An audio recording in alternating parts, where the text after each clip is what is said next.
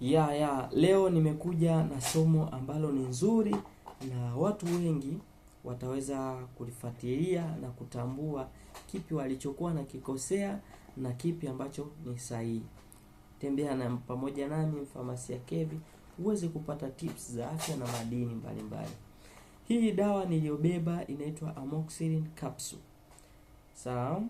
Sasa hii Amoxicillin Capsule jina lake lipo hapa. Jina lake ni ndefu kidogo, limeandikwa Amoxicillin Capsule 250 mg.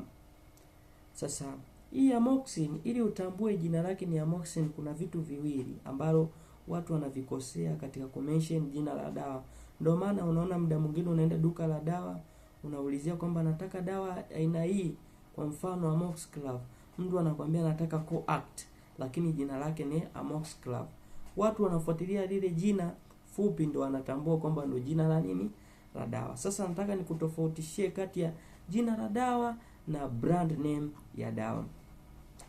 Hii Amoxiclav ndio jina la dawa, lakini hii Genmox ni jina ambalo wanatangazia dawa zao, kwamba ili niweze kufanya vizuri kibiashara lazima niwe na brand yangu ya jina la brand name, ili hii niweze kuitumia kupostia watu mbalimbali kwamba wajue hii ni aina ya dawa ambayo imefanya nini, imefika. Kwa hiyo ili kuangalia dawa jina la dawa waga inakuwaga ndefu tofauti na jina la brand name.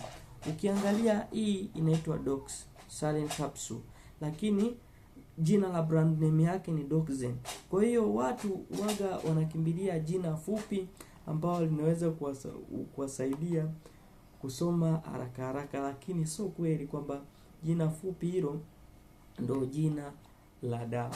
Kuna madawa mengi ambao pia yanaweza kukuthibitishia kwamba hichi ninachokisema ni sahihi.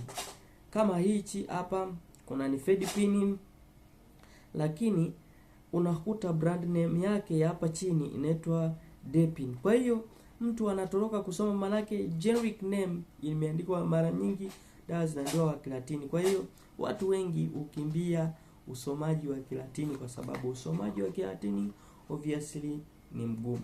Kwa hiyo watu wanakimbilia jina ambalo ni rahisi kusoma, na ndo hapo wanapokimbilia kwenda kusoma ndipo wanakosea kwamba hili sio dawa. Unakuta mtu anakuja kabisa anaweza kukuambia kwamba hii dawa inaitwa hivi ndio jina lake, lakini ukiweza kumwelekeza kwamba hii sio hivi, hii ni hivi, anaweza kuelewa. Kwa kama unahitaji tips za kifamasia kama hivi, tips za dawa, consider following me Kevin Pius Makoa kwenye YouTube channel yangu. Subscribe na kucomment pia kwa ajili ya kuongeza vitu mbalimbali. Asante.